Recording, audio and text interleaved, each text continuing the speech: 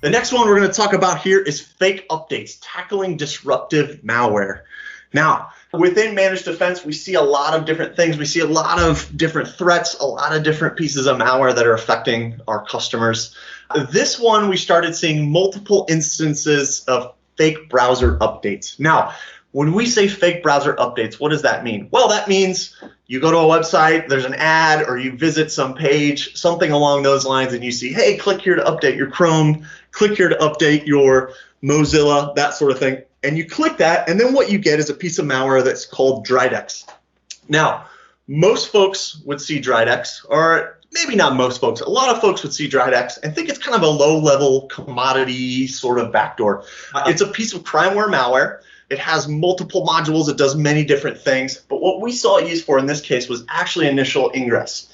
So within minutes of this Dridex being downloaded and deployed, we would see the adversaries start to go live on the systems and use the access through this Dridex infection to drop additional pieces of malware and do different things on the system. There's a graph right here that kind of shows the initial fake updates chain that we saw. So again, as I said, the attacker would use these fake updates to do things like Dridex. And then once Dridex was installed on the system, literally within a matter of minutes to hours, we would see post-exploitation frameworks like PoshC2, PowerShell Empire, that sort of thing, big to the system. Now, what made this disruptive and what made this kind of a pain in the butt for a lot of folks is that Bitpaymer and Doppelpaymer was usually the end game here. Now, those are two very kind of nasty variants of ransomware here. And the goal would be to either get the folks to pay the ransom, or in this case, we'd see PoshC2 and they would start moving around laterally like your typical kind of attack chain.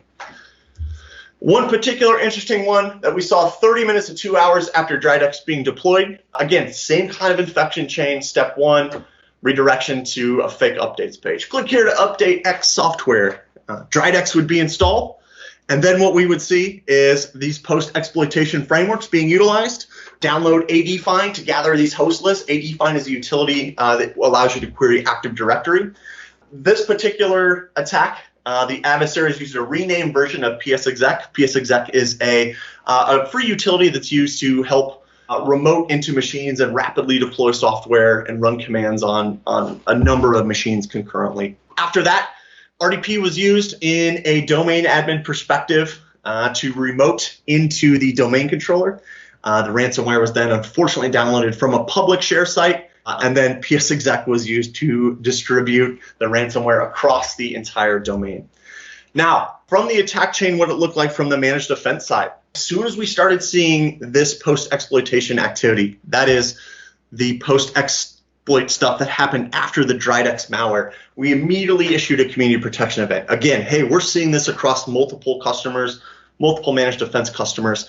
Malware Guard from our agent was used to help prevent some of this ransomware exploitation.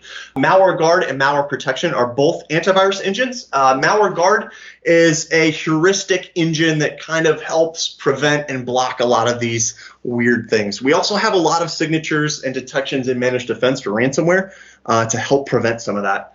So after this happened, obviously we were recommending folks update to the latest version of the agent that had these preventative features in there to help stop the attacker. Now, the speed at which the attacker operated here was pretty significant. And as such, we had to operate just as quickly, which is always a good test for our SOC operations.